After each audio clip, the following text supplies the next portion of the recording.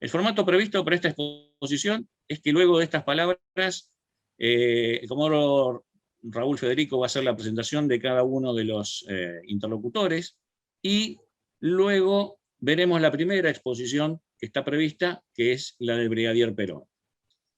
Luego, y prácticamente sin interrupciones, el comodoro Federico presentará nuevamente al siguiente disertante, que es el comodoro Aguirre Faget, y al final del evento haremos todas las preguntas. Si bien las preguntas se van a hacer al final, yo les pediría que no esperen al final para formular esas preguntas. Ustedes van a ver que dentro de la plataforma hay un chat.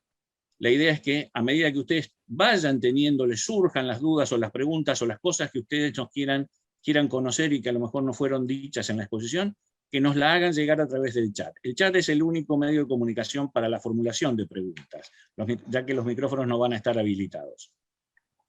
Así que les agradeceríamos, por favor, que a medida que ustedes vayan viendo que la necesidad de formular una pregunta o una aclaración o una ampliación de algún tema, por favor, en el chat general escriban esa pregunta y nos la hagan llegar para que nuestro equipo las pueda ir recogiendo y podamos ir elaborando las preguntas al final de las dos exposiciones. O sea que una vez finalizada la segunda exposición, empezaríamos con todo el tema de las preguntas. ¿Sí? Por mi parte, no tengo nada más, y le cedo la palabra al comodoro Federico, sin antes nuevamente agradecerles a todos por su presencia. Y por supuesto, si así lo desean, están todos invitados a sumarse a este espacio, que es el Foro Argentino de Defensa, que es totalmente abierto y apolítico, y donde lo que aquí estamos intentando aportar nuestro conocimiento y experiencia en un área que consideramos vital para nuestro país, como es la defensa nacional, donde desde ya van a ser todos bienvenidos. Así que le cedo ahora la palabra al comodoro Federico. Gracias. ¿Qué tal? Buenas tardes a todos. Muchas gracias.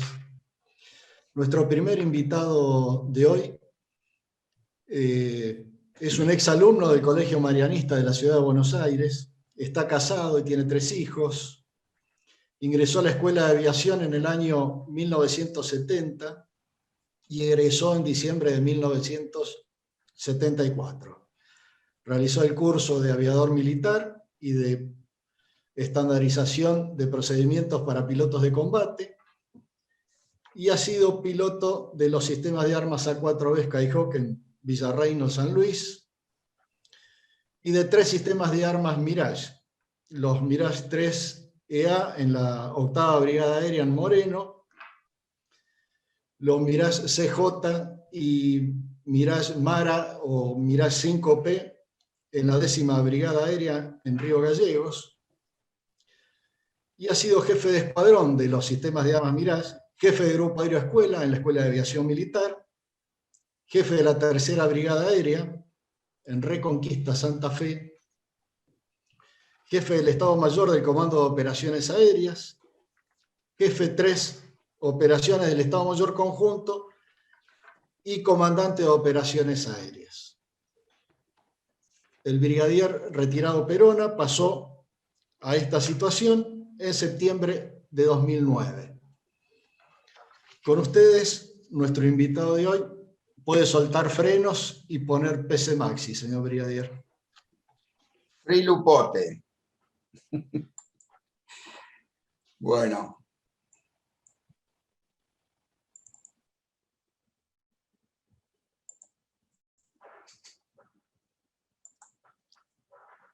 Bueno, antes de largar la exposición, ¿se ve? ¿Sale bien la exposición?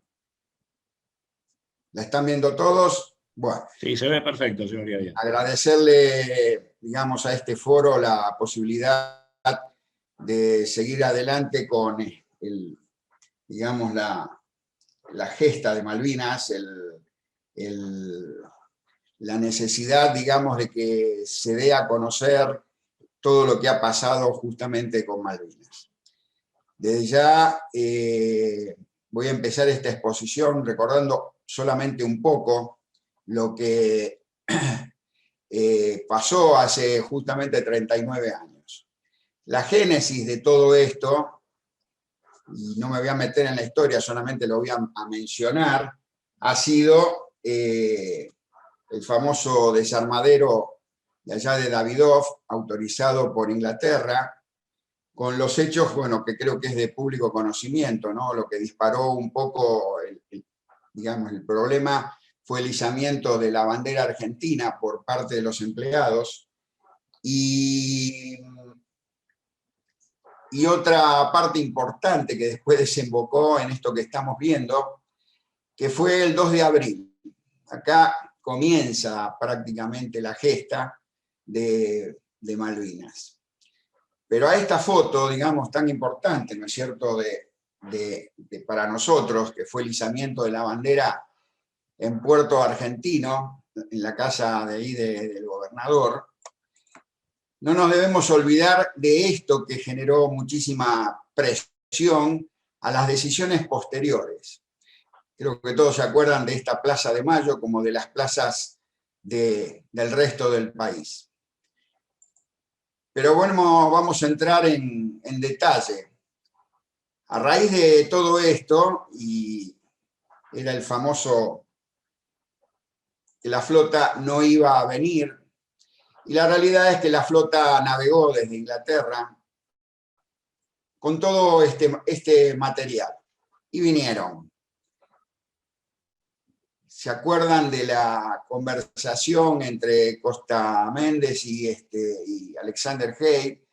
Hay le decía que no, que la flota no estaba avanzando, y la realidad era de que la flota avanzaba e iba a venir para rectificar el honor y la soberanía de los británicos, como ha hecho toda su vida. A esos medios, a esa fuerza aeronaval, la Fuerza Aérea, digamos, le puso los medios aéreos, los medios de apoyo logístico que tenía en su momento, ¿sí? No me voy a poner a nombrar avión por avión porque creo que son todos conocidos, pero sí voy a hacer un pequeño paréntesis. Ahí abajo están viendo el Escuadrón Fénix, que este escuadrón, digamos, nació en el año 1978 y realmente revivió después, se me fue para atrás, perdón, revivió en el año 1982. A modo de que vean cuáles eran las distancias de las bases de despliegues iniciales de los medios de la Fuerza Aérea. Si bien están consideradas también las bases originales, pero estas son las bases y las distancias de ellas a las Islas Malvinas. El punto exacto es Puerto Argentino, que era el que era tomado para, digamos, como distancia esencial. Digamos, la Fuerza Aérea venía funcionando desde siempre, sobre todo después del año 78, venía funcionando con los famosos escuadrones aeromóviles. ¿Qué son los escuadrones aeromóviles? Es una pequeña unidad operativa compuesta por los aviones, sus pilotos y el escalón técnico. Y acá hago una salvedad y un recuerdo para los famosos magos, nosotros le decimos los magos, a todos los mecánicos que de una forma u otra han permitido la operación de los aviones. O sea, el producto final siempre es el piloto, pero atrás del piloto hay una cantidad de gente muy importante que pone en servicio el avión. Como siempre digo, es preferible, digamos, tener un exabrupto con la madre y no traerle un avión en mal estado a un mecánico porque nos matan o nos mataban. Bueno, dicho esto, seguiremos para que vean el tema de la voluntad, ¿no es cierto?, del británico, que tienen siglos de batallar. En definitiva, ellos tenían que sortear 14.100 kilómetros, 7.600 millas, para llegar hasta la zona de de Puerto Argentino. Brevemente, esto del Comando Aéreo de Defensa, lo que me interesa más es esto, que es de lo que yo voy a hablar, que es el Grupo 8 de Caza Interceptora. El Grupo 8 de Caza Interceptora siempre se manejó con un solo escuadrón operativo. Para 1982 se creó otro escuadrón operativo para llevarlo a Comodoro Rivadavia, que era donde estaba la Fuerza Aérea Sur, para hacer defensa del sector. Y el otro escuadrón estaba en Río Gallegos. Por supuesto, en San Julián estaban también los A4C, los Dagger, uno de los escuadrones de Dagger, lo mismo que en Río Grande. En Comodoro Rivadavia había una escuadrilla de ataque, Pucará, que tuvieron, digamos, vuelo por un tema de helicópteros o detección de helicópteros, pero bueno, en definitiva, cualquier avión de combate está en posibilidades de llegar a identificar y generar, digamos, la identificación y hasta la destrucción.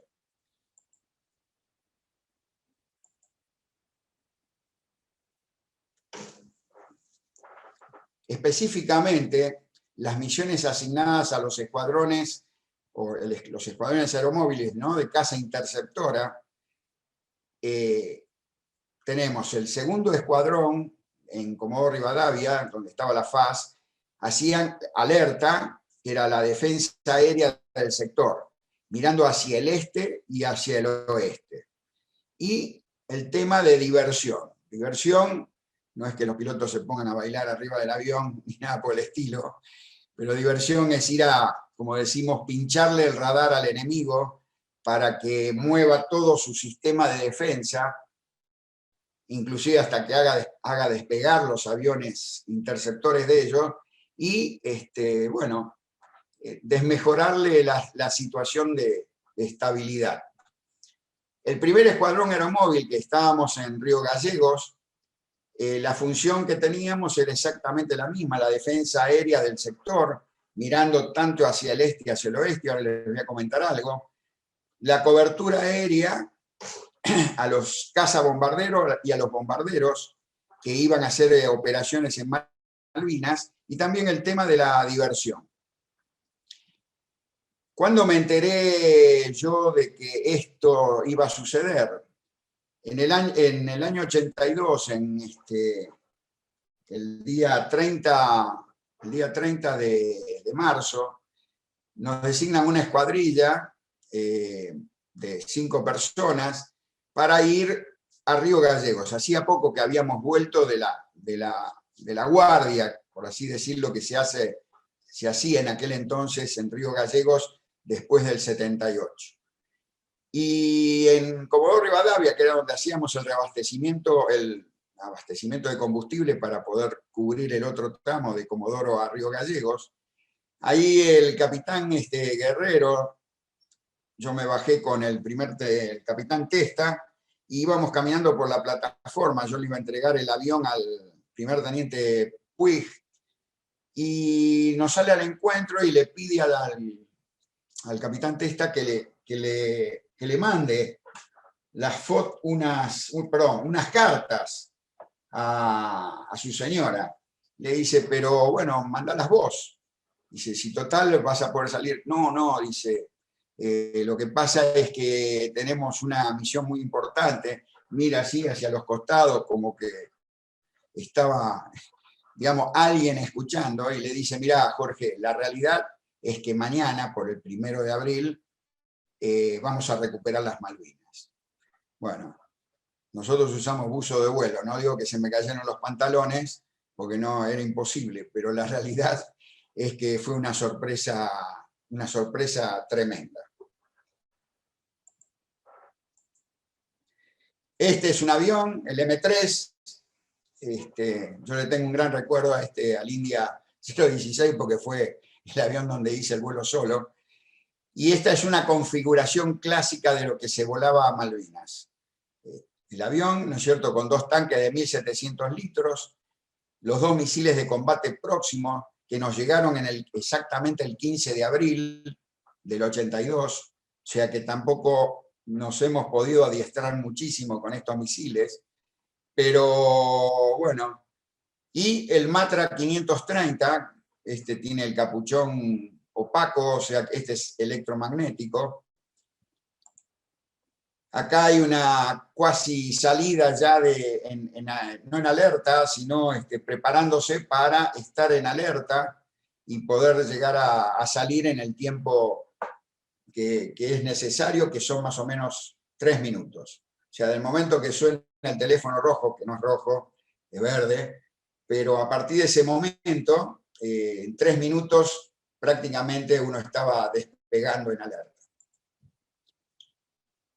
Y así llegamos al 1 de mayo, con toda la parte, digamos, de adiestramiento, conocimiento de a qué nos íbamos a enfrentar. La realidad es que el único avión que podía operar de Inglaterra en esta zona, no teniendo pistas, era el Harrier, desde plataforma naval.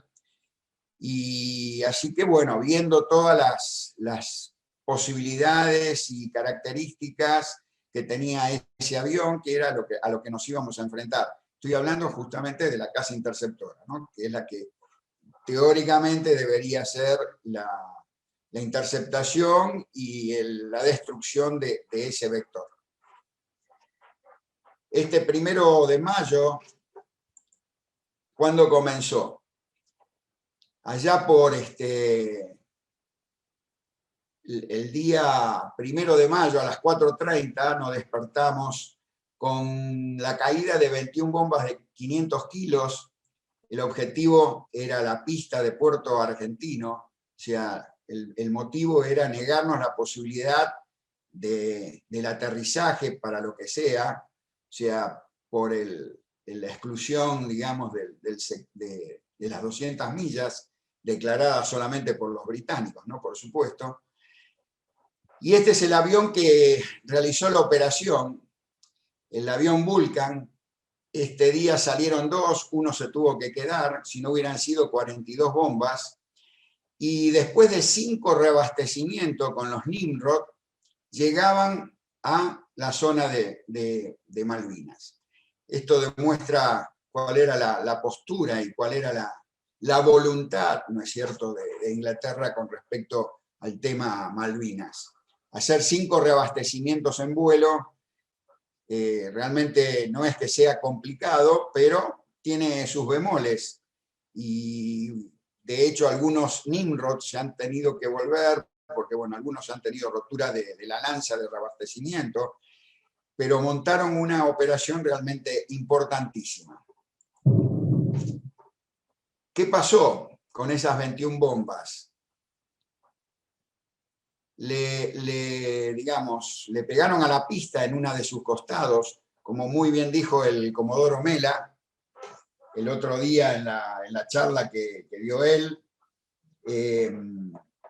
Pero bueno, la realidad es que se solucionó, inclusive se llegó a utilizar como elemento de inteligencia para las corridas fotográficas de los ingleses, como que estaba más agrandado. Eso lamentablemente, bueno, hoy lo tenemos internado a Rusticini, que fue un poco el hacedor de todo esto y de remover y solucionar estos temas.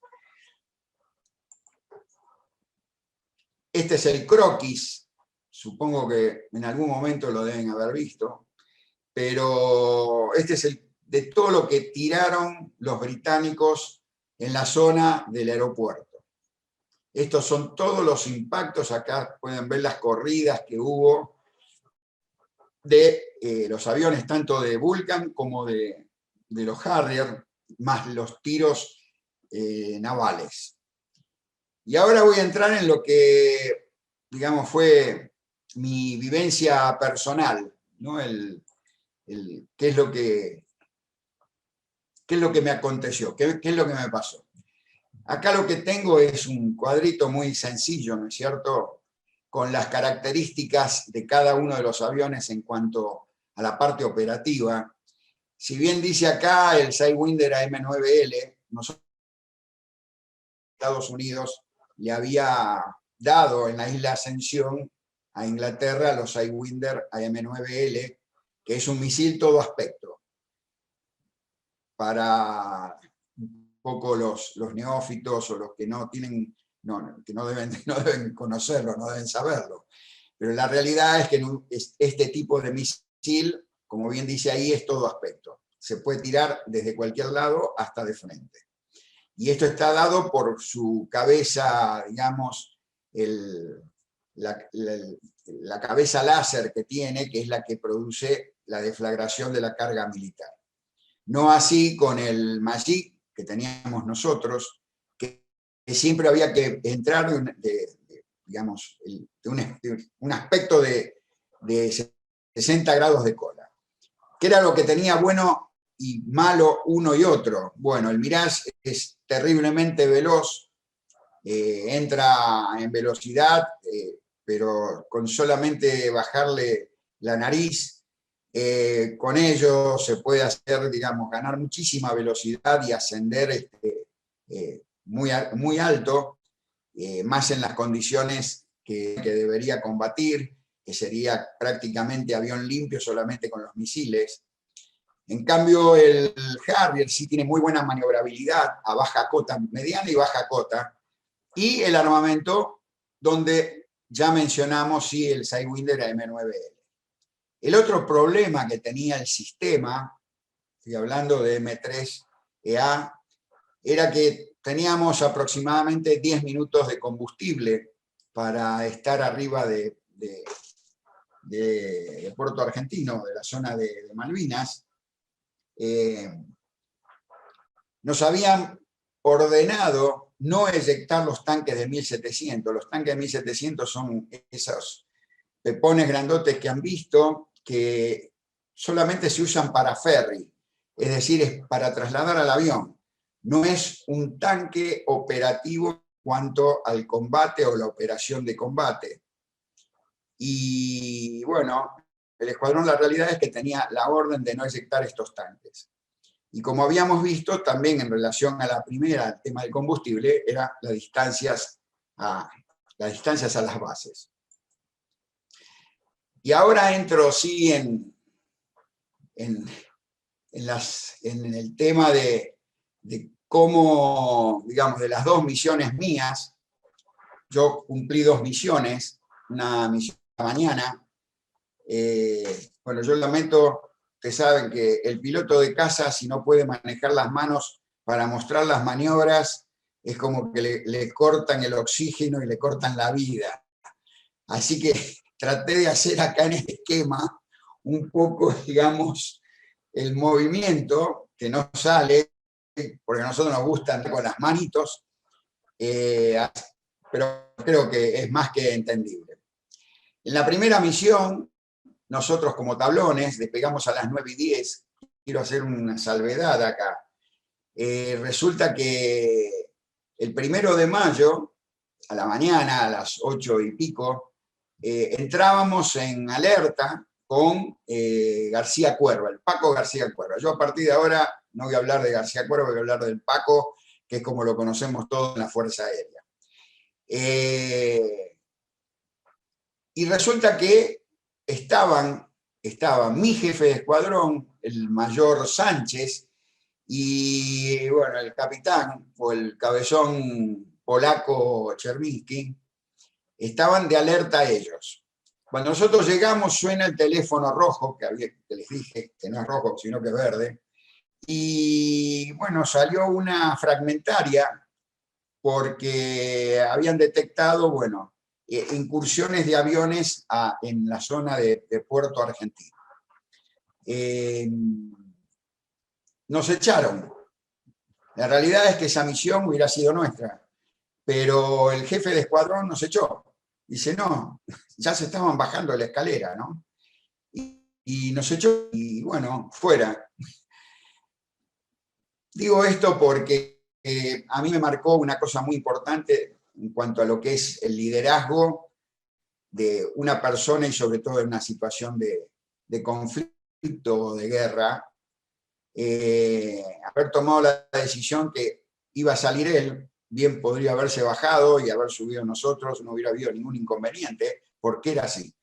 Pero él decidió lo contrario. Bueno, el asunto que ellos despegaron, se fueron, nosotros agarramos los otros 2 aviones, nos sentamos, nos atamos como nos atamos los pilotos de caza, como salames ahí adentro metidos, atados por todos lados, a la espera. Son 3 horas el alerta normalmente, de 2 a 3 horas. Y en un momento determinado, a eso de las 9 de la mañana, vemos que ponen en marcha 4A4B, la escuadrilla Topo, que eran Palaver, Guadagnini, Gálvez y Gómez, y suena el teléfono y nos pasan la misión, la orden fragmentaria, de que teníamos que hacerle la cobertura aérea a esta escuadrilla. Bueno, ellos despegan, nosotros despegamos, llegamos primero nosotros a la zona, digamos, de que teníamos que hacer la espera o la decisión del radar, del CIC, y de enfrentar si aparecía algo. Esta fue la situación inicial, ¿no es cierto? Los topos, no sé por qué se me va para atrás, pero bueno, algo toco mal.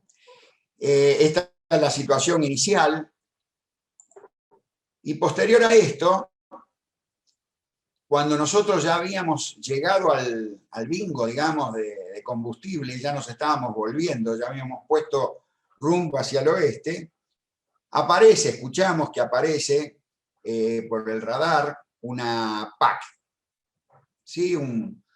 Una sección de Harrier que iban directo a los topos, ¿no? A los A4B.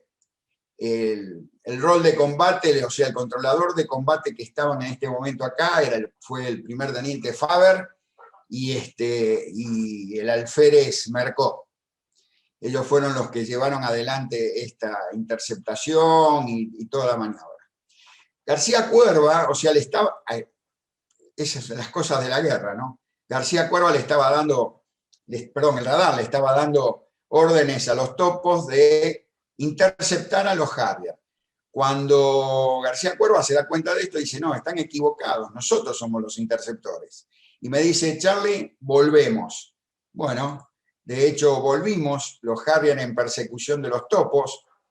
El radar nos posiciona por detrás de los Harrier, es claro que estamos hablando de distancias imposibles de vernos, pero cuando se sienten presionados, el CIC que lo manejaba los Harrier era el de la fragata Brosward, que estaba por acá, nos enfrentan, dejan a los topos y nos enfrentan a nosotros.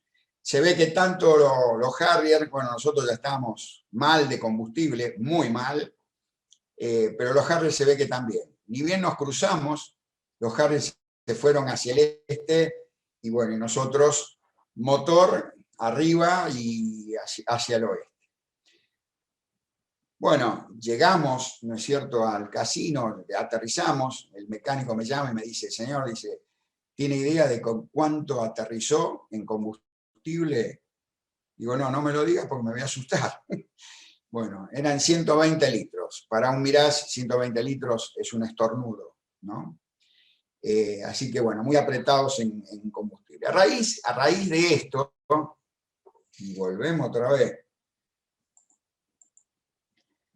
a raíz de esto, nos juntamos, por supuesto, en el casino a los abrazos con Guadagnini, con Palaver, con Gálvez, con Gómez, pero nos fijamos, charlamos con el Paco García Cuerva y nos fijamos 3 niveles de combustible. Uno para volver con los tanques de 1700, otro para volver sin los tanques, y el otro para ya jugado por jugado, era llegar a la zona de Puerto Argentino, eyectarse o tratar de aterrizar.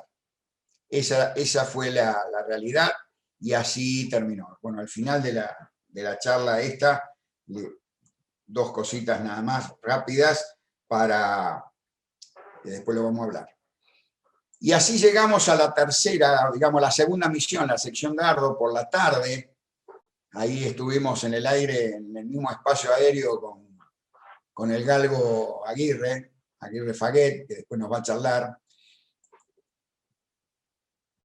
Despegamos, vamos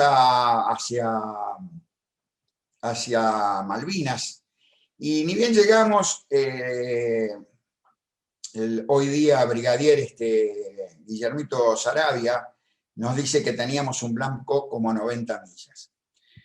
García Cuerva le dice, bueno, ok, se resuelve la interceptación, deciden hacer un pinzamiento, que es una apertura a 45 grados, para hacer lo que se llama un doble ataque.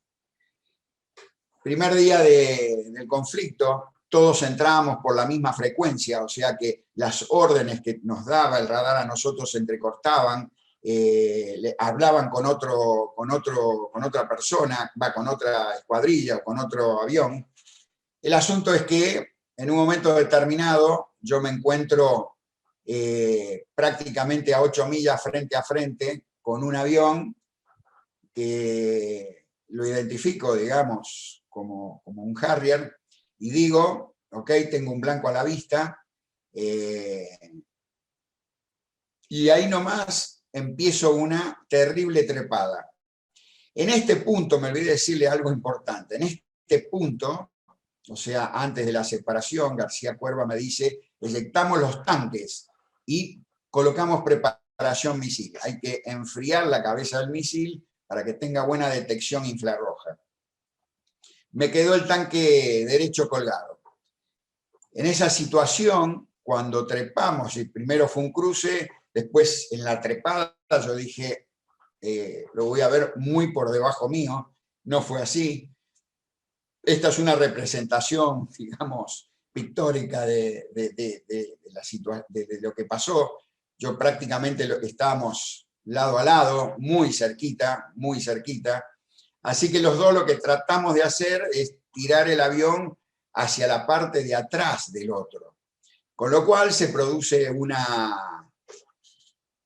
cruce, yo diría prácticamente sacándonos chispas, y en el momento que vuelco para el otro lado para ver dónde estaba, ahí nomás a los segundos escucho, siempre lo relato de esta forma porque es bastante gráfico, es como que uno infla una bolsa de papel, la retuerce y la golpea con la mano, ese flop es lo que yo escuché, por supuesto ahí nomás las luces prendidas, el motor, así que bueno, con la calma propia, digamos, de estar bien adiestrados, como estaba toda la Fuerza Aérea en su momento, me dediqué a cortar el motor, el paso de combustible, la alarma sonora, porque la verdad que ya me enloquecía, y le digo al Paco García Cuerva, va, salgo en la frecuencia.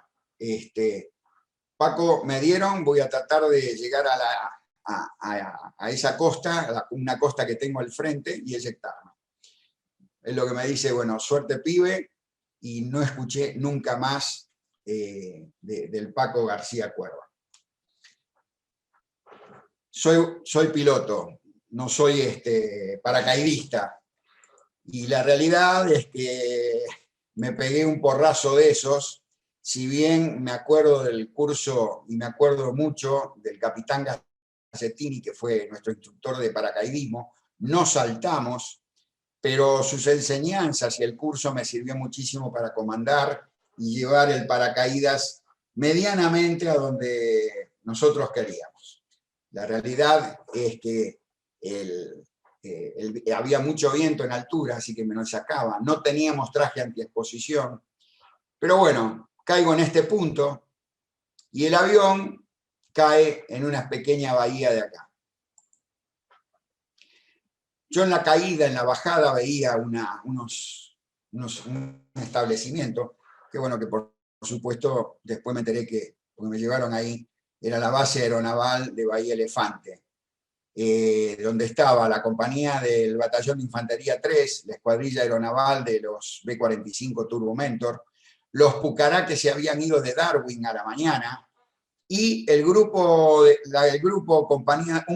la compañía de comando 601 del Ejército Argentino.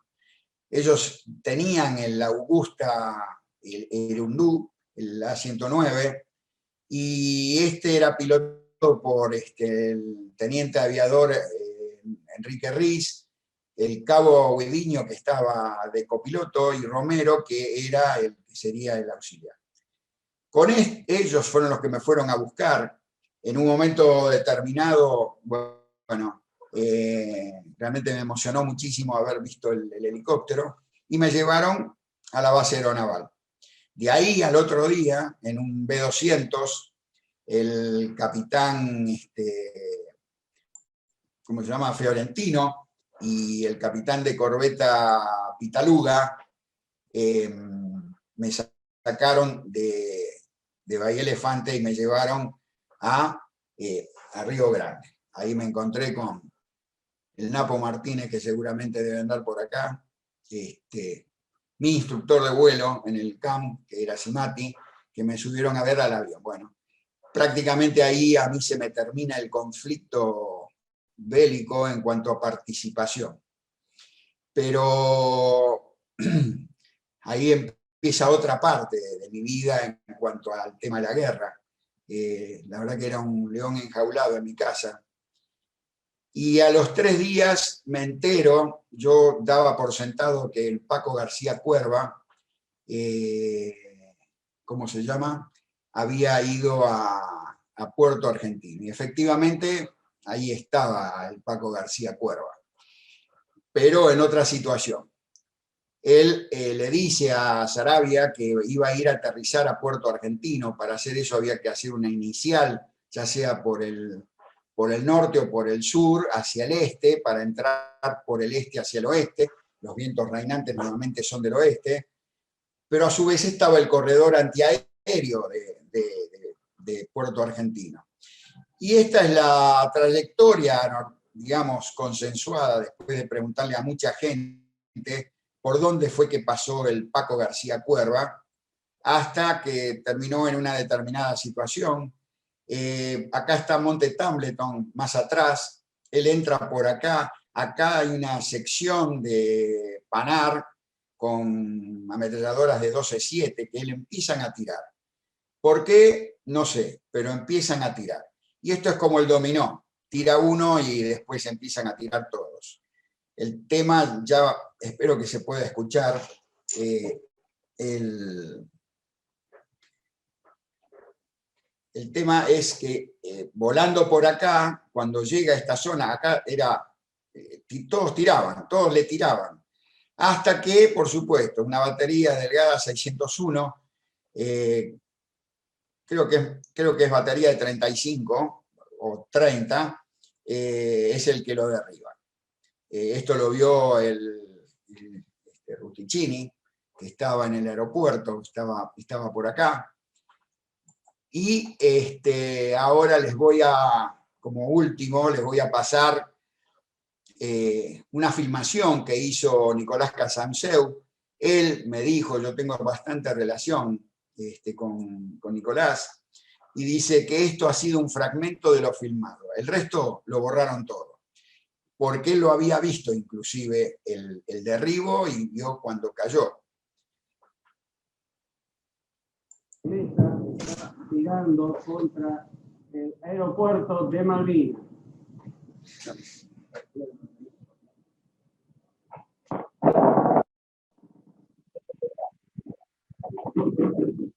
Usted está viendo el más dramático testimonio de la historia contemporánea. Bueno, esto que les pasé como último es, como se llama, un poco el homenaje que siempre le hago al Paco García Cuerva, porque realmente ha sido para mí un instructor de esos, un jefe de escuadrilla y de sección. Bueno, en M3 operábamos más como sección, que realmente me ha enseñado muchísimo. Y bueno, yo con esto he finalizado, digamos, la charla. Espero que les haya servido, digamos, para conocer un poquito más de lo que se ha hecho, poco o mucho, en la gesta de Malvinas. Bueno, muchas gracias, señor brigadier. La verdad, muy emotivo su relato. Tenemos acá muchas preguntas para hacerle, pero se las reservamos para la siguiente parte. Si puede salir de la presentación, gracias. Destacar, antes de seguir con el próximo disertante, la presencia de alguien que participó junto con el comodoro Aguirre Faget en la escuadrilla Torno. Hoy nos está mirando el comodoro, también veterano de Guerra de Malvinas, el Tobé Román, que está presente también entre los... Así que es bueno también destacar su presencia. También nos acompañan algunos subjefes de la Fuerza Aérea y del Estado Mayor Conjunto, e indudablemente destacamos también la presencia de muchos veteranos de la Guerra de Malvinas, que sin lugar a dudas, están muy ávidos de escuchar estos relatos. Así que, para no extender mucho esta presentación, le doy lugar al comodoro Federico para que ya nos introduzca el siguiente disertante, el señor comodoro Gustavo Aguirre Faget, que nos va a hablar ahora sobre el primer ataque a un buque protagonizado durante este conflicto. Adelante, señor comodoro. Gracias. Antes de presentar a nuestro segundo invitado, quiero mandarle un saludo a quienes nos están viendo desde Salta, Uruguay, desde Montevideo y desde Lima, Perú. Muchas gracias por su atención. También amigos de Tandil que nos están viendo y de Venado Tuerto, creo que algún conocido del comodoro Aguirre Faget también le manda saludos. Y sin más, lo voy a presentar a nuestro segundo invitado. Él es un ex liceísta del Liceo Militar General San Martín y egresado de la Escuela de Aviación Militar de la promoción 42. Él ha volado en su vida profesional aviones A4B Skyhawk, Mirage 5 Dagger, IA-63 Pampa y Learjet 60. Ha sido instructor y jefe de escuadrilla en la Escuela de Aviación Militar y jefe de escuadrilla e instructor en los aviones M5 y jefe de escuadrón de los aviones Pampa y jefe del Grupo 4 de caza en la 4ª Brigada Aérea en Mendoza. Ha sido observador militar de Naciones Unidas. En el año 2003 y 2004 se desempeñó como agregado aéreo de defensa ante la Organización de los Estados Americanos en Washington y fue integrante del Estado Mayor de la Junta Interamericana de Defensa de 2006. Ha sido director del Instituto Nacional de Aviación Civil y jefe del Estado Mayor del Comando de Regiones Aéreas. Ha recibido varias distinciones por su participación en el conflicto en 1982, la más importante, la Nación Argentina al Valor en Combate. Tiene la palabra el señor comodoro Gustavo Faget. Gracias. Muchas gracias, señor. Y yo, por supuesto, es un honor y agradezco al foro participar de estas referencias de la gesta de Malvinas. Y yo, para hacer resumir un poco, me voy a referir más que nada a fotografías y mi experiencia personal en Dagger, en la gesta de Malvinas. Por supuesto que algunas referencias para darle un marco para que se entienda la participación del escuadrón. Entiendo que se está viendo ahí la primera imagen, ¿es correcto? Sí, correcto, señor comodoro, está presentado. Gracias. Para hacer una breve referencia, les comentaré inicialmente que en el año 79 se había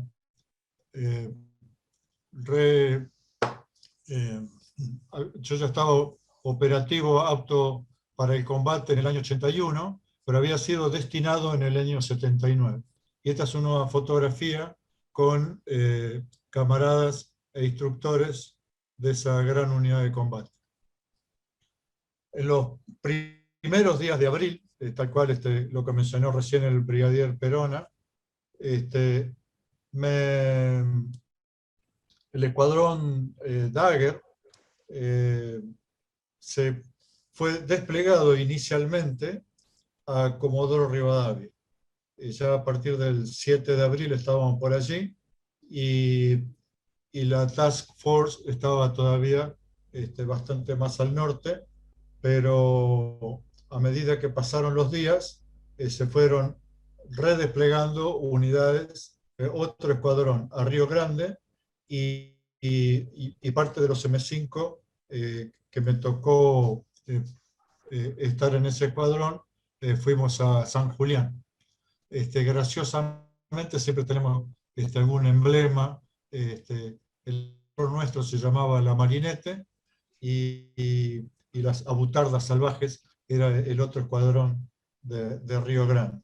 Aquí pueden ver el despliegue en rojo de los M5 en unos días, primeros días de junio, ¿no? En algún ataque que hicimos desde San Julián a Malvinas, se aprovechó para en su regreso reubicarnos y redesplegar a Río Gallegos. Y ese mismo día los A4B que estaban desplegados en Río Gallegos hicieron un redespliegue a San Julián.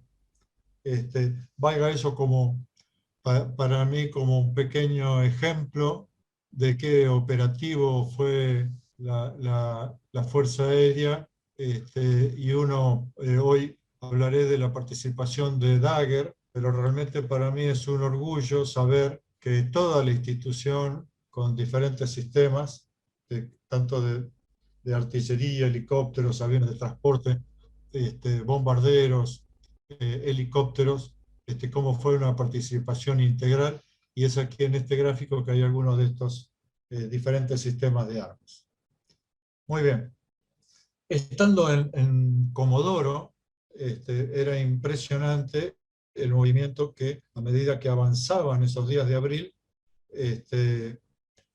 había de aviones de transporte con su actividad de carga general, armamento, munición, tropas, en ese que seguramente la historia lo recordará como un puente aéreo realmente con estadísticas importantes. Dado el bloqueo naval de esos días de abril, gran parte de nuestras tropas, la logística necesaria y los despliegues que necesitaban las Fuerzas Armadas fue aprovechado con este puente aéreo, el cual por supuesto fue coordinado y gestionado por la Fuerza Aérea. Un gran esfuerzo porque la plataforma de Malvinas era muy chiquita, pero participaron aviones de la Armada, aviones Hércules, aviones F-28 de la Fuerza Aérea y también aviones de aerolíneas y Austral. Tuve la oportunidad de ir en esos vuelos de carga a reconocer nuestras Malvinas, pisar y caminar por Puerto Argentino, por Port Stanley también, y saludar a mis compañeros.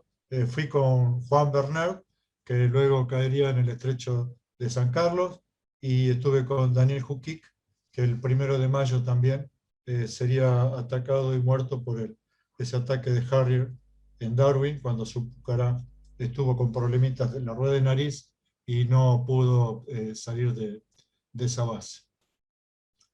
Esta es una fotografía de San Julián, y aquí se puede ver la pista y la geografía. La pista era de 2.000 metros, normalmente nosotros, tanto M3 como M5, estamos acostumbrados a operar en pistas de 2.400 metros y con barrera de contención. Acá teníamos pistas de 2.000 metros, sin barrera, y como ven las banquinas eran por ahí complicadas, y lugares de área de maniobra eran bastante reducidas.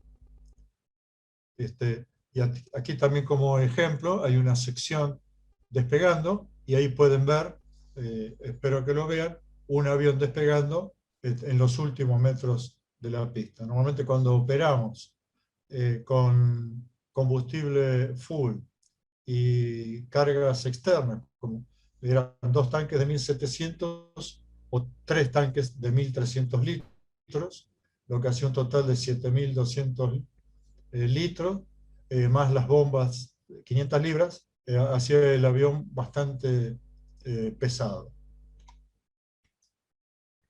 Nuestros mecánicos y parte del apoyo logístico estaban en los alrededores en estas condiciones.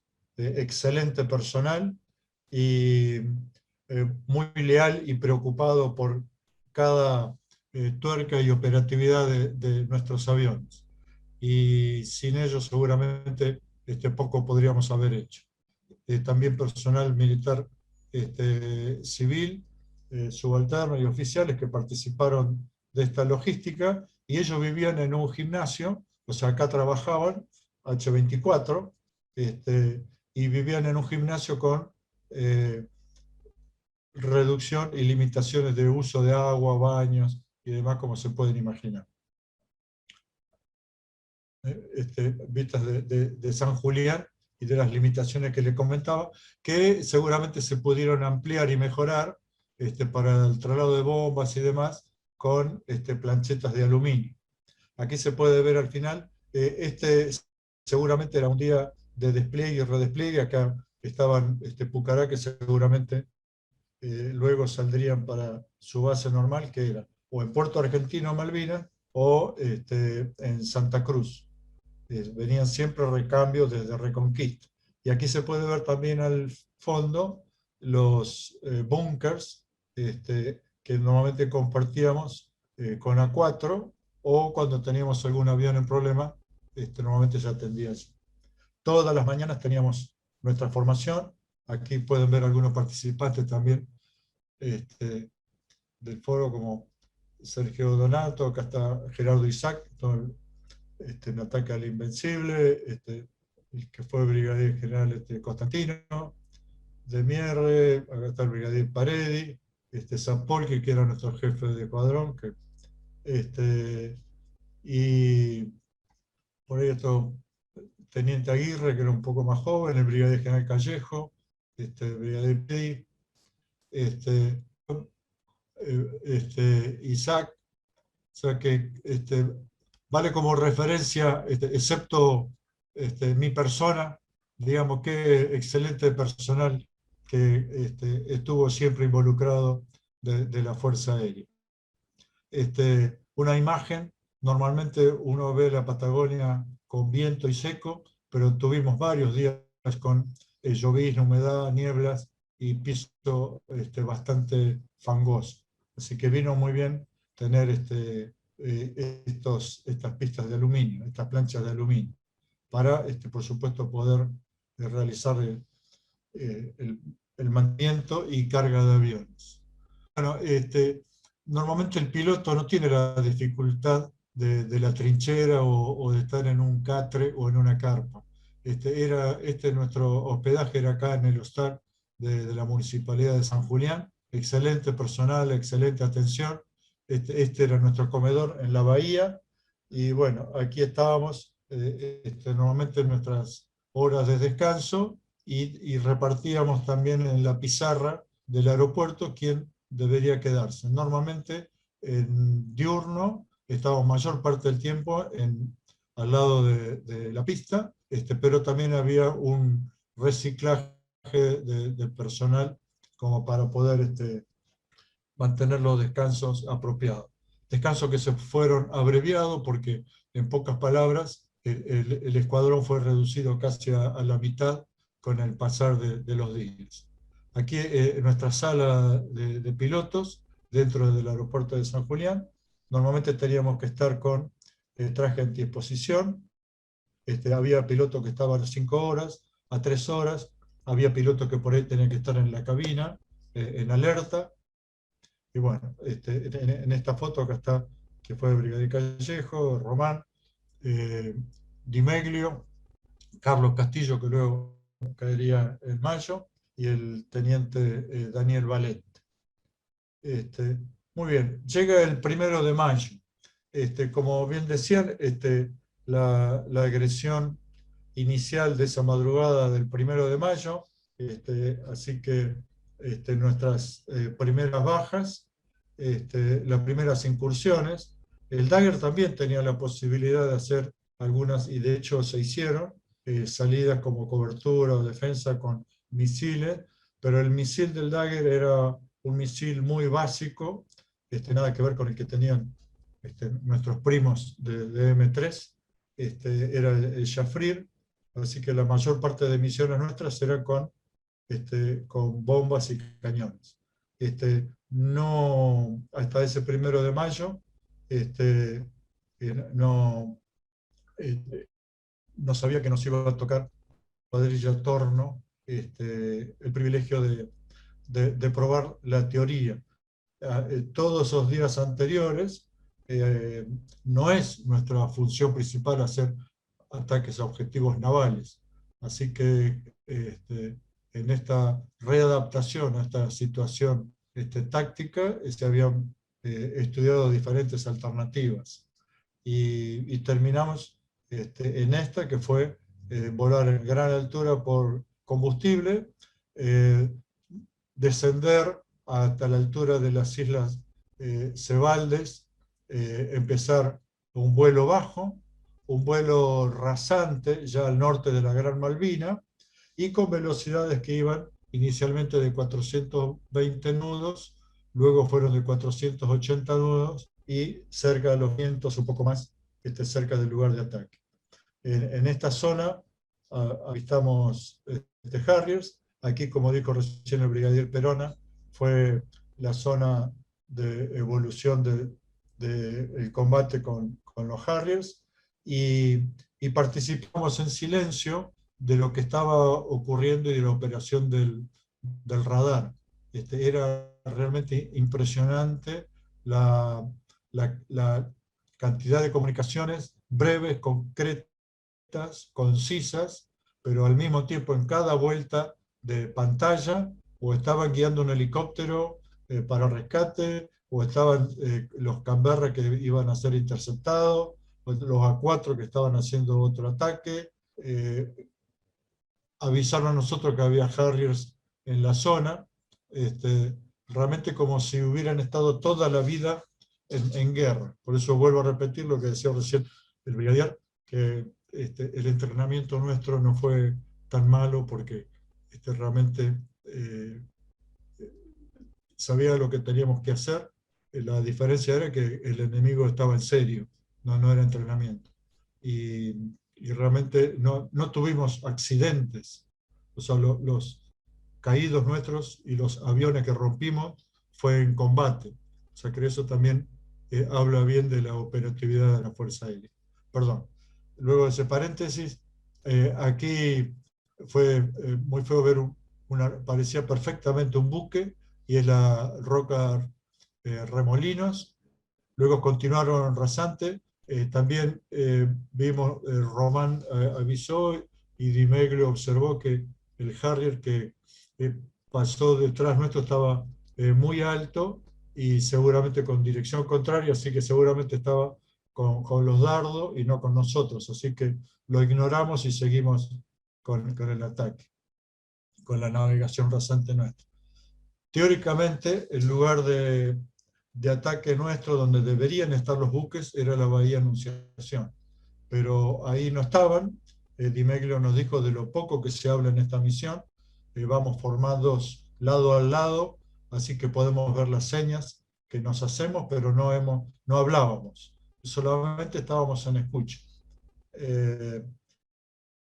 En otro paréntesis, disculpen, yo tenía la frecuencia de escuadrilla, y la otra radio con la que podíamos escuchar, teníamos cada uno una radio con el retransmisor, o con el radar, o con la torre de Malvinas.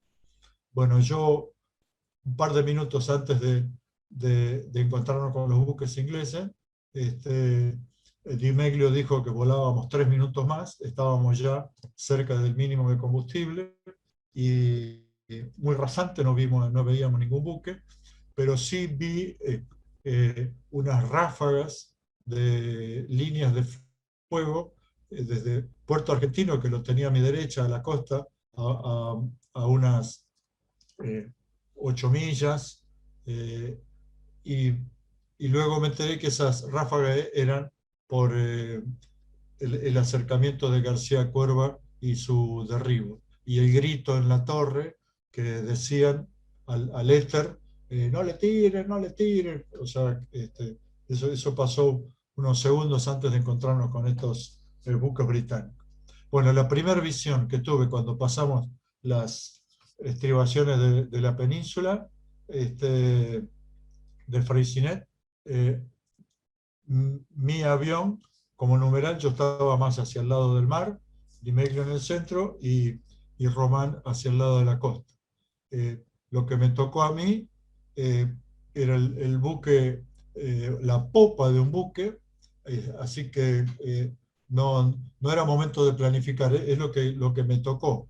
Y cuando me acercaba me pareció que tardaba mucho en acercarme, entonces instintivamente no lo tenía planificado, cambié el ángulo del avión para poder verlo más fácilmente con un poco de ángulo, levanté como unos 2000 pies, como una altura del circuito, bajé la nariz con G negativa y tiré con mis cañones. Cuando bajé la nariz, el avión del Dagger, la nariz del Dagger es bastante amplia, así que me tapó unos segundos el buque, pero cuando terminé de bajar la mar, vi que la cantidad de munición de todo tipo que me estaban tirando, y milagrosamente ese cono de fuego se abría y no me tocaba, pero era impresionante. Ya a esa altura, como contaba alguna vez, a esa altura ya no es valentía, es lo que tenés que terminar tu tarea. Entonces mantuve la velocidad, vi la mira lo mejor posible, tiré con mis cañones, que es una forma también de reaccionar y defenderse, y cuando llegué a la altura apropiada, lancé las 2 bombas. Se nota muy bien el desprendimiento violento de las bombas, son 500 kilos desde la cola, y posteriormente salí rumbo, yo digo a Sudáfrica, me quería ir lo más lejos posible de ahí. Lo que cuento como anécdota, algunos lo han visto desde la costa, por ejemplo, el vicecomodoro Ianariello, que había sido de Dagger anteriormente y estaba ahí en Puerto Argentino, vio que me pasó un cohete, un misil. Yo a ese misil no lo vi, pero estuvo muy bien en haber levantado. Lo que hice instintivamente seguramente posibilitó que ese misil pasara debajo mío. Los ingleses o la BBC han blanqueado y informado bastante de muchas misiones, pero sospechamos que con la escuadrilla Torno de este 1 de mayo, los efectos de este ataque no son muy claros, y posiblemente alguna vez, cuando pasen los 90 años, nos enteraremos bien qué pasó aquí con estos buques. Di Meglio atacó también conmigo este buque de afuera, atacó luego con cañones el buque número 2, y Román atacó el buque que estaba más cerca de la costa, y luego salimos cada uno por su lado. Este gráfico pinta bastante en la teoría las distancias y la maniobra, y esto, digamos, es una pintura artística de Ezequiel Martínez, que en base a nuestros testimonios al regreso de las misiones, él fue armando lo que posteriormente fueron cuadros que se aproximan mucho a la realidad. Lo que es interesante aquí, para que vean la configuración del Dagger en el ataque, los buques desplegados, y aquí se puede ver la costa como la vimos nosotros. O sea, veníamos bordeando la costa en la península, pero aquí quedamos más separado, como estaban los buques que hostigaban con sus cañones a Puerto Argentino. Y bueno, uno de los efectos de este ataque fue que se alejaron, no lo hicieron más en forma diurna, así que se acercaban solamente en nocturno a hostigar nuestra tropa. También sirvió, pienso, me contaban luego en estas charlas y reuniones con camaradas de otras fuerzas y de la Fuerza Aérea, que fue una gran alegría dentro de esa soledad que tenían en la isla en ese primer día de mayo, y las bombas de los Vulcan y los bombazos de estos buques, ver que desde el continente aparecen 3 aviones, atacan los buques británicos y ven que se alejan luego con humo hacia el horizonte y no regresaron a volver a atacar durante el día, fue una gran alegría para nuestra tropa. La salida fue, como decía, individual. No nos vimos desde el momento del ataque, tampoco nos vimos a la salida. Lo único que cuento lo cuento porque es un hecho verdadero, concreto, y disculpen la descortesía del vocabulario, pero normalmente dentro de lo poco que se habla, teníamos que decir, el 1 salió, el 2 salió y el 3 salió. Y se ve que Di Meglio en algún momento dijo 1 y no le contestábamos. Entonces, cuando estábamos en ascenso, dijo, contesten, boludo. Y ahí yo dije 2 y Román dijo 3. Y bueno, ahí quedó la cuadrilla, sabíamos que salimos los 3 vivos. Pero nos quedaban unos minutos todavía. Román ya estaba a gran altura, Di Meglio habría vuelto a bajar y se fue por estas estribaciones, y yo, que me había alejado mucho, volvía tarde y tomando altura, que no es lo mejor para la nariz del avión, para tomar velocidad. Tomé altura porque sabía que era muy peligroso pasar cerca de los Roland y de la artillería nuestra de Puerto Argentino. Así que eso hizo que se acercaran la patrulla británica, los Harriers, a la cola de mi avión. Por suerte, habían salido unos minutos posteriores a nuestro despegue la sección 14, que fue Donadile y Sen, con 2 M5, dentro de las operaciones del radar, muy eficientemente los puso a los 2 Daggers detrás de los Harriers, y ya cruzando el estrecho de San Carlos, los Harriers, cuando vieron que había 2 M5 acercándose a ellos, y ellos seguramente ya estarían con no mucho combustible para iniciar un nuevo ataque y no la persecución, salieron de la zona. Así que les debo seguramente a los Fortín el haber regresado. El regreso era bastante incómodo hasta que uno llegaba a altura y que ya el combustible empezaba a consumirse más apropiadamente. Conservé también, teníamos, digamos, la idea de tratar de conservar los tanques. Yo eyecté un solo tanque y me quedé con 2 tanques de los 3.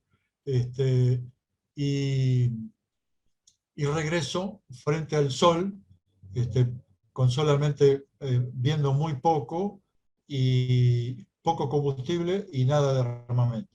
Así que el regreso es un poco incómodo. Bueno, estas son fotos ya como referencia de lo que son los efectos de los cañones de 30, y simplemente tuve en general, en total 7 misiones, de las cuales la más importante fue esta, el 1 de mayo, pero también estuve el 21 de mayo sobre el estrecho de San Carlos, y en otra misión, de las más significativas, también un bombardeo en picada con bombas sobre la bahía San Carlos. Dentro de una leche nubosa, igual hicimos un bombardeo de picada de 60 grados. Di Meglio, como habíamos quedado, esos 18.000 pies, regresó y me avisó que regresáramos, y yo seguí unos segundos más porque quería que se despeje esa nube y poder ver los buques. No fue así, pero igual, como el radar me había dicho que estaba en zona de blanco, lancé las bombas y no sé exactamente cuál fue el efecto. Esta fotografía simplemente para ver como referencia lo que era la altura que volamos. El 21 de mayo también en un ataque que participé, no me salieron las bombas, pero sí ataqué con cañones, y a la salida tenemos estribaciones a cada lado del estrecho San Carlos, y a la salida no me quedó otra que pasar arriba de unos buques. Cuando pasé arriba recibí unos golpes como si me hubieran golpeado con un bate abajo del asiento. Se me prendió una luz de hidráulico, y me asusté un poco, regresé. Siempre está el tema de si me eyecto o no, pero no tuve ninguna otra luz prendida. Regresé sin problemas, pero luego en el aterrizaje vimos que había tenido algunos daños, sobre todo una antena que está debajo del asiento, que fue perforada de lado a lado, algunas perforaciones menores, y esa antena los mecánicos la usaron posteriormente como amuleto a la entrada del búnker donde estábamos. Y ahora está en el museo ahí de la 6ª Brigada. Bueno, otras visiones para que vean el Dagger y la zona, cómo está cerrada por cerros en el estrecho de San Carlos. Algunas alegrías que tuvimos, acá el regreso, cuando vuelven pilotos que han sido eyectados y recuperados, acá Tansen y Pioma, que habían participado en un combate aéreo con Harrier, piloto del Escuadrón Fénix que lo trae, acá Luna, que lo tuvimos prácticamente dado por muerto, porque se vio la escuadrilla de atrás el 21 de mayo, justo antes de llegar al estrecho San Carlos, como un impacto en el cerro, y resulta que el impacto había sido, pero unos segundos antes se había eyectado, y luego estuvo en un rancho de un kelper, y por eso sobrevivió y fue recuperado a los 2 días. Ese bombardeo en picada que les comenté fue con estas bombas, a diferencia de los bombardeos rasantes con bombas frenadas, estas bombas fueron con SSQ, que es una espoleta especial para este tipo de ataques en picada. Y bueno, algunas fotografías de diferentes misiones. En esta escuadrilla participé con Díaz, con el primer teniente Díaz, y acá es que les comentaba que nuestra mira de cañones, el momento que disparamos con cañones, y prácticamente unos segundos posteriores tenemos que lanzar las bombas. En este caso, el 21 de mayo, esta fragata que parecía, creo que la Brilliant, y no parecía salida de fábrica, un aluminio impecable, bueno, no me salieron las bombas en este caso. Bueno, algunas otras visiones conocidas, esta es la escuadrilla Torno, el actual brigadier Di Meglio, el comodoro César Argentino también como yo, y en esos días de junio, este avión, disculpen, 412 fue el que me tocó, con el que me tocó hacer ese ataque del 1 de mayo, y lo conservan en Tandil, está en un pedestal. Fue una grata sorpresa, que está ahí donde está el bosque de los 55, ahí está ese avión como referencia de este bautismo de fuego. Y bueno, al ser una referencia personal, disculpen, pero no puedo dejar de mencionar a los compañeros míos con los cuales estuve en la Escuela de Aviación, Escuela de Caza, y fuimos los primeros alféreces que fuimos destinados a la 6ª Brigada a volar de Dagger, y bueno, primer teniente Volponi, que cayó de Tres Arroyos, y cayó el estrecho de San Carlos en un combate con Harriers. Juan Bernard, hermano gemelo del teniente coronel José Bernard, cayó también por misil en el estrecho San Carlos el 29 de mayo, y Pedro Beán, hermano del comodoro Miguel Beán, que también fue derribado por un misil Seabolt el 21 de mayo. Algunas autoridades que por ahí en su momento reconocieron a veteranos de la Fuerza Aérea, que me tocó participar, y como mención, digamos, particular, en el año 90 hubo un acercamiento de Cancillería con Gran Bretaña, y participé en un homenaje de argentinos y británicos en ceremonias que se hicieron tanto en Buenos Aires como en Londres. Esta señora es mamá de un muerto en Malvinas, y este señor, un escocés que también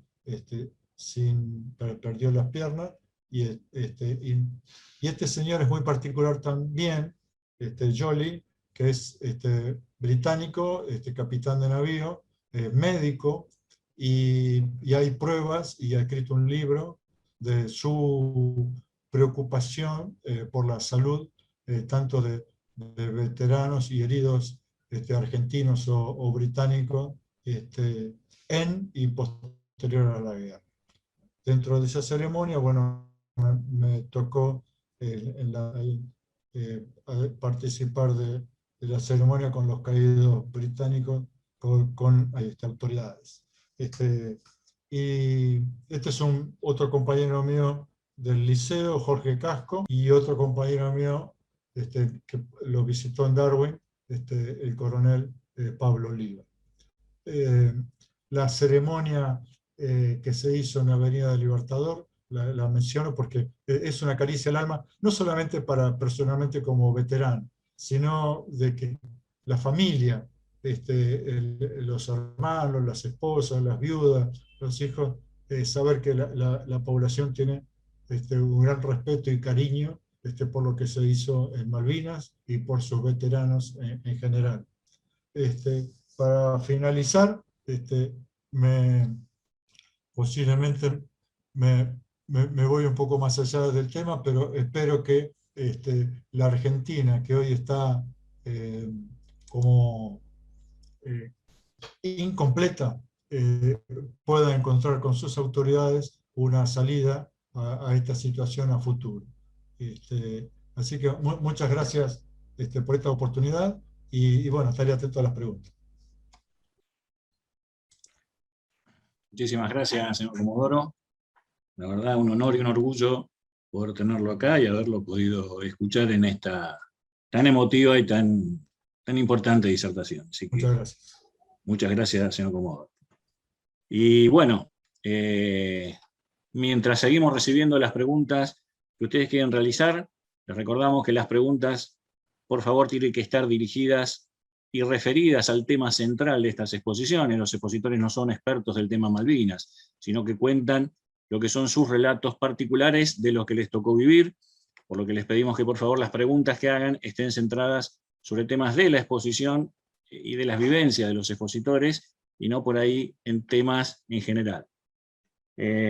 Para comenzar con algunas preguntas, empezaríamos con el brigadier Perona. Señor, si puede colocar el micrófono. La primera pregunta que nos hacen es, ¿cuál era la cobertura de los radares que teníamos, tanto en nuestro territorio como en Malvinas? ¿Hasta dónde veíamos y qué es lo que veíamos? Bueno, esto lo debería contestar los ojos sagaces de los radaristas, pero todos sabemos que más o menos el rango de detección que tiene los Westinghouse son aproximadamente 200 millas. Normalmente cuando el radar se degrada es un poco menos, pero en determinadas condiciones de atmósfera han llegado a ver transhorizonte. Eso también es una cosa. Pero, digamos, podemos tomar entre 190 y 200 millas la posibilidad de detección. La siguiente pregunta que tenían para ustedes es, ¿cuál era la edad promedio de los pilotos en los escuadrones? Y esta la podríamos hacer extensiva también luego al señor Comodoro Aguirre Faget. En M3 más o menos, ¿cuál sería la edad promedio que tenían ustedes? y yo creo que la edad promedio en M3 estaba en el orden de los 26, 27 años. Yo creo que también, pero le sumaría algunos, y que creo que es un orgullo decirlo, por ejemplo, el caso de Musso, que ya se había ido de la Fuerza Aérea y estaba volando en Aerolíneas Argentinas, y cuando lo llamaron los compañeros, vino, se rehabilitó y se puso el buzo de vuelo, o el caso de Mierre o el brigadier Piuma, que ya habían pasado por el sistema de armas, y cuando sonó el clarín, se rehabilitaron y volvieron a ponerse el buzo de vuelo para estar aptos. Lo mismo pasó en M3, pasó en A4, pasó en los diferentes sistemas de armas. Entonces, eso subió posiblemente la estadística de la edad promedio, pero sumó mucho a ese espíritu que había positivo. Gracias, señor. Siguiendo con las preguntas, acá nos preguntan qué significa estar en alerta, qué implica estar en alerta o qué exigencia tiene estar en alerta sobre todo durante el periodo de Malvinas. ¿Qué significó para los pilotos? Particularmente para la gente de Mirage, de M3, nosotros teníamos realmente poca cantidad de personal y había que cumplir las misiones, las órdenes fragmentarias a Malvinas, más las alertas en los búnker, ¿no es cierto? El alerta del M3, que es todo tiempo, se hacía a toda hora, sin importar condición meteorológica, excepto los mínimos, digamos, de aeródromo. Pero estar en alerta significa, en base a una situación determinada, estar sentado, creo que eso lo explicó muy bien, ¿cómo se llama? Gustavo, de tripulaciones que había gente que estaba en los búnker y estaban los que estaban sentados en el avión, normalmente en sección, sentados y atados, esperando la orden. Lo único que el Mirage tiene un sistema autónomo de puesta en marcha, o sea, uno toca un botón, cierra la cabina, y mientras que se está poniendo en marcha el motor, una vez que llega, digamos, a las revoluciones, uno ya está carreteando y yendo para la pista. Eso es lo que significa, y normalmente uno está atado al avión entre 2 y 3 horas, que era lo normal en nuestra época, ¿no? Pero bueno, esa es la situación de alerta, y esto conlleva, digamos, a lo que son las fases, ¿no es cierto?, de la defensa aérea, que es la detección, la identificación, la interceptación y la destrucción. El avión prácticamente interviene en 3 de estas, que es la identificación, porque puede llegar a ser hasta identificación visual por parte del avión. La interceptación, que es llegar por una geometría, digamos, de vuelo, hasta tener contacto con el avión. Y la otra es la destrucción o no. Muy bien, gracias, señor brigadier. No sé si el comodoro Aguirre Fajel quiere agregar algo al tema. No, me parece perfecto, y seguramente agregar que es más normalmente común que el sistema interceptor haga más tiempo de alerta y que estén en la cabina para un blanco así de oportunidad. Normalmente nosotros teníamos un tiempito de previsión. Aprovecho para aclarar que ese 1 de mayo sí tuvimos 2 veces de alerta, nos bajamos, subimos, luego en la cabina alcanzamos a comer un sándwich porque se había demorado la salida, y también para aclarar que esas 300 millas, esos minutos que tenemos desde la orden de despegue hasta que estábamos en el blanco, la configuración del momento de ataque cambiaba. Los buques se mueven a 20, 30 nudos, así que siempre había una diferencia entre el lugar que teníamos que ir a lo que realmente nos encontrábamos. Voy a agregar otra cosa en base a esto de lo que estamos hablando de la caza interceptora. La realidad es que el escuadrón de caza interceptora debería haber operado desde las Islas Malvinas, porque la interceptación es en el punto. Lo que se cumplía eran cobertura, digamos, de las aeronaves, pero la parte de interceptación en sí, o sea, debería haber sido hecha desde Puerto Argentino, o sea, desde la pista. Bueno, con toda la logística que eso conlleva, ¿cierto? Bien, gracias, señor Brigadier. Le voy a pasar ahí al comodoro Federico para la siguiente pregunta. Señor comodoro. Ok, gracias. Sí, tengo varias. Voy a empezar con el comodoro Aguirre, porque creo que tratando de interpretar varias preguntas que están relacionadas. Una es que se especuló con el ataque del 1 de mayo de que habían atacado el Sheffield. Y a lo mejor usted nos puede aclarar algo sobre este aspecto.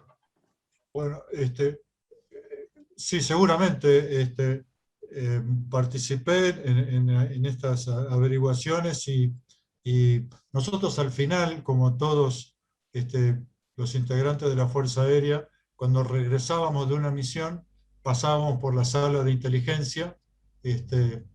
Yo recuerdo que la primera vez que quise escribir, rompía el lápiz, no podía tener mi mano para escribir, entonces le pedí que me den unos minutos, que más tarde iba a llenar el formulario posterior al ataque.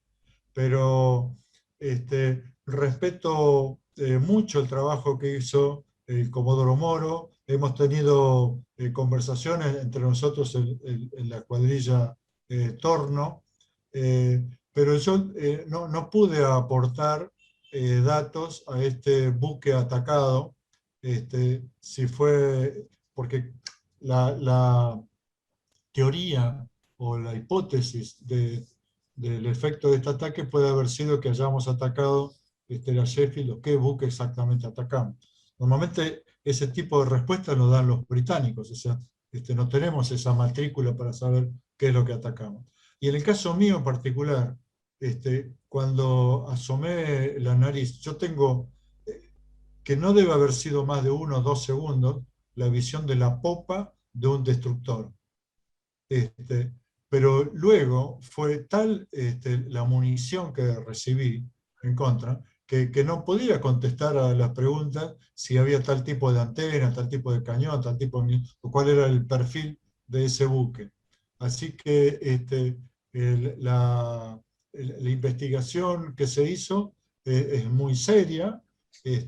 Si fue el Glamorgan o fue, aparentemente los 3 buques eran Glamorgan, Alacrity y Arrow, que estaban en esa bahía hostigando Puerto Argentino, pero si estaba ahí la Sheffield o no, como alguna vez en estos intercambios le pregunté a un capitán de navío británico, y como decía el Daga, son nuestros enemigos en el 82 y son los que usurparon nuestras Malvinas.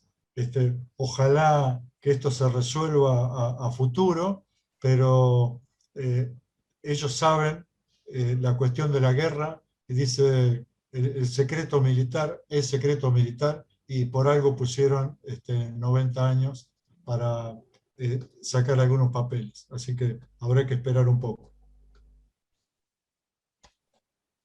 Ok, voy a tratar de condensar varias preguntas para el brigadier Perón acá, que están relacionadas con los eventos que él relató del 1 de mayo. La primera es por qué la prohibición de no eyectar tanques, porque para alguna parte del público no quedó claro y sería revelador que el señor brigadier nos lo explique.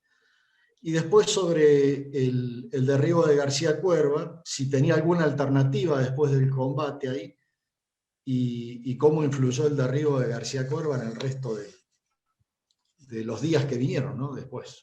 Gracias.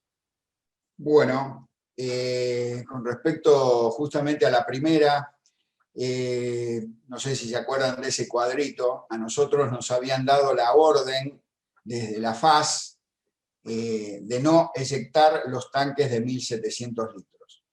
Con lo cual va en contra de lo doctrinario del combate aéreo. O sea, uno entra en combate aéreo, en combate, y lo primero que tiene que hacer es liberarse de las cargas que no le van a servir para, digamos, tener la mejor performance del avión que está volando. Eso, digamos, lo cumplimos realmente en la primera misión. La primera misión volvimos con los tanques y bueno, y así volvimos, ¿no? Realmente, digamos, no es bueno, porque si hubiera pasado alguna otra cosa, hubiéramos perdido 2 aviones ahí en el primer día sin ningún miramiento, ¿no? Y por un tema de combustible. Creo que mencioné que teníamos 120 litros de combustible remanente. Eso es el tema de la eyección, o sea, uno entra en combate y tiene que eyectar los tanques, que fue lo que hicimos en la segunda misión. Pero todo esto viene a raíz de esto que les acabo de decir recién. La casa interceptora tiene que estar en el sector de defensa. El sector de defensa era Puerto Argentino. O sea, los M3 con sus misiles y el radar debería haber operado conjuntamente, digamos, acá lo veo a Oscar, en conjunto con la artillería antiaérea. Eso es un sector de defensa, eso es doctrinario de la defensa aérea. O sea, nosotros en definitiva terminamos yendo a interceptar, pero no dentro de la doctrina de lo que es defensa aérea, sino lo que era, digamos, acompañar y tratar de cubrirle la espalda a los aviones caza-bombardero y bombarderos que iban a tirar. Pero es otra misión. Yo siempre dije que, bueno, por ahí hubiera sido distinto el tema de los Vulcan, si por lo menos una sección de caza interceptores hubiera estado en Malvinas. Ya la flota, o sea, éramos nosotros los que íbamos a ir a interceptar. Terminábamos siendo nosotros los blancos para que nos viniera a interceptar desde las plataformas navales. Así que, bueno, esto ha sido así. La otra pregunta, Federales, no me acuerdo. Sobre el Paco. Ah, si tenía alguna alternativa. No, la realidad es que en base a este combustible que les estoy hablando, uno cuando ya bajaba por debajo del último nivel de combustible que nos habíamos fijado, ya no podíamos volver al continente. Esto hacía que la única solución era llegar a los sectores de eyección controlada que estaban marcadas cercanas a Puerto Argentino para que nos vaya a buscar búsqueda y rescate, con lo cual se tiraba el avión. Y lo que pasa es que también hay que entender que el piloto, o sea, nosotros de tener el puesto al final, el 6C no había avisado. Y bueno, la respuesta es que sí, había avisado. Lamentablemente... Bueno, entiendo referido al 1 de mayo y a otros tipos de ataques, ¿no? Nosotros teníamos dentro de las clases de inteligencia los diferentes buques que teníamos y el diferente material, bombas y esporetas que podíamos tener. Vale la pena también resaltar que la Fuerza Aérea habitualmente no está preparada y no tiene como responsabilidad ese tipo de misiones, así que tuvo que adaptar parte de su armamento a este tipo de enemigo. Y teníamos en la sala de piloto algunas charlas de algún representante de la Armada Argentina que nos daba clases o referencias sobre los diferentes buques que podíamos encontrar. Ahora, lo que es también cierto en el caso de Malvinas es que el blanco lo encontrábamos en el momento. Yo siempre digo, las Malvinas son argentinas, muy argentinas, pero es como ir a Córdoba y volar sobre el mar desde que uno despega de acá de Buenos Aires hasta que llega a la ciudad de Córdoba es todo agua, hasta que llega a Malvinas. Y los buques se mueven a lo mejor 40, 50 kilómetros de donde nos dijeron que estaban hasta donde realmente estaban. Así que cuando pasábamos esas estribaciones de los cerros y aparecíamos ahí en el estrecho de San Carlos, era el blanco de oportunidad que teníamos más cercano. Por ahí algunos observan por qué no atacamos más buques logísticos o por qué fragatas misilísticas o por qué este tipo de buque y no otro. Y bueno, era realmente en esos pocos minutos o segundos que teníamos un blanco al frente, era la decisión de qué blanco se atacaba. Gracias, señor Comodoro. Ahora le dirigiríamos una pregunta al brigadier Perona. Acá hay muchos interrogantes sobre dos temas. Vamos a abarcar el primero, que es ¿por qué no se pudieron instalar los aviones en Malvinas? Si hubo algún intento de trabajo en la pista y demás. Bueno, inicialmente pasamos con esa pregunta, después le hago la siguiente. Bueno, voy a ir un poquito más atrás a esa pregunta.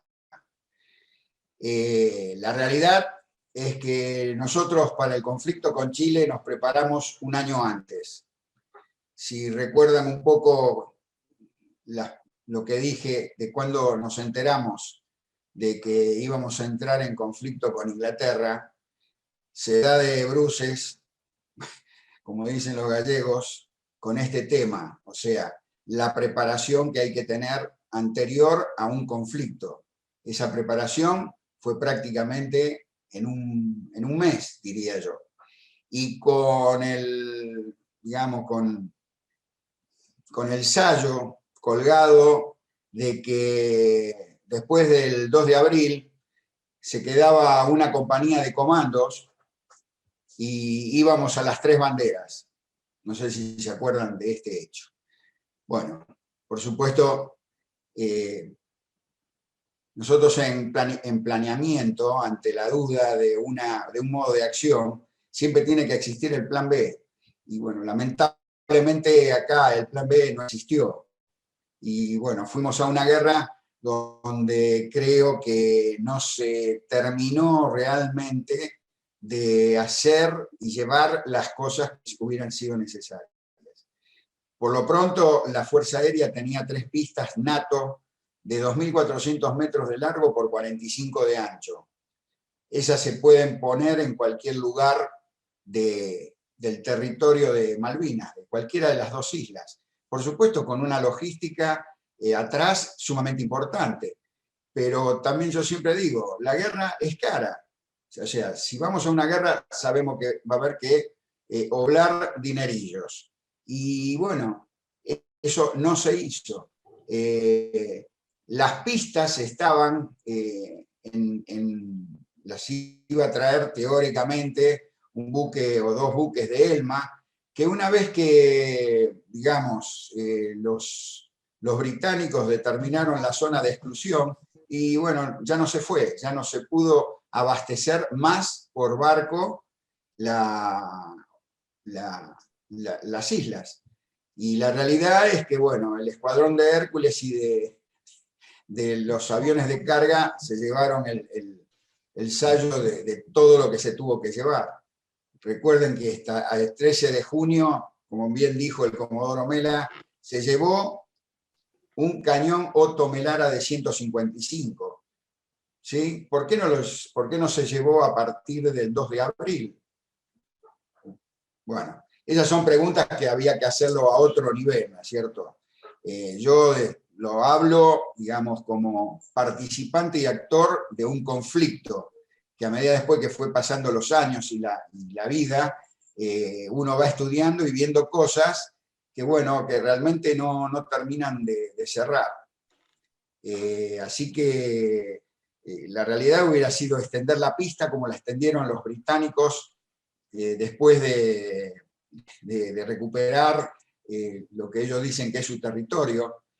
Una de las últimas misiones, o una de las misiones de bombas de los Vulcan, fue para cortar, digamos, para no permitir el primero, que era para cortarla, pero después el otro bombardeo lo hicieron a otro lado, porque como sabían que después la tenían que utilizar ellos, no querían generar, digamos, inconvenientes o baches que después iban a tener que arreglarlo ellos mismos. O sea que acá hay una cuestión, digamos, de tiempos que lamentablemente no hemos cumplido. Es decir, todos los militares que veo acá en pantalla, creo que todos pasamos por la escuela de guerra y todos sabemos lo que son modos de acciones y aceptabilidad y bueno, todo eso. Ya les digo, para el 78 con nuestros vecinos chilenos, tuvimos un año de preparación, Todos los que estamos acá, digamos, los viejos, estábamos en Reynolds, y bueno, un año de preparación. Y gracias que Malvinas nos encontró con tener en la mochila y en el hombro el ejercicio Blasón, que nos sirvió muchísimo a la Fuerza Aérea para el adiestramiento y ver los movimientos y funcionar independientemente de los comandos. Me extendí un poco. Gracias. Perdón. Gracias, señor brigadier. Tenemos muchísimas preguntas, pero por una razón de tiempo vamos a hacer una última pregunta que se la dejo al comodoro Federico para que la haga, y después ya sí hacemos el cierre, porque ya estamos prácticamente excedidos del horario que teníamos previsto de la exposición. Pero indudablemente hay muchas más preguntas que se las vamos a trasladar y veremos de qué forma se las podemos responder a los que nos las han hecho llegar. Evidentemente la charla ha sido muy motivadora. Le dejo ahí al comodoro Federico la última pregunta y después seguiríamos el cierre. Bueno, la última se la voy a dirigir al comodoro Aguirre para que cierre. Y simplemente lo que le queremos preguntar es qué experiencia tenía de vuelo como aviador militar en el sistema de armas, en Mirage, a esa fecha, el 1 de mayo, ¿no? Bueno, la experiencia yo siempre recuerdo y agradezco a los instructores que tuvimos y al sílabus que en esa época cumplíamos, habiendo volado Mentor y Morán en la escuela de aviación, haber cumplido con la escuela de caza y haber sido tenido la experiencia de volar ese gran avión que era el A4B en Reynolds. Y bueno, en el 80 ya estaba con todos la experiencia y escuela táctica completa de Dagger. En el 81, perdón, en el 81, porque el 80 fue todo nuestro curso, en el 81 ya habíamos completado todo nuestro, las diferentes exigencias para poder ser considerado apto para el combate, lo que significa para los no aviadores haber completado tiro aire-tierra, tiro aire-aire, formación nocturna, acrobacia de combate, ejercicios, digamos, los despliegues, como nombró recién el brigadier Perona, el Blasón, que fue ocupando todo el país, un ejercicio increíble, hecho con todos los medios de la fuerza y en todo el país. Digamos, creo que una mención que hice de no haber tenido accidentes es que el entrenamiento fue muy serio. La selección no era graciosa ni gratis. Alguna macana importante en el escuadrón era hacer las valijas y volverse a casa a buscar otro sistema de armas. O sea, había algunos muchachos que eran difíciles. alguna instructora, pero yo agradezco esa dificultad y esa exigencia que teníamos, porque realmente había un nivel profesional muy importante.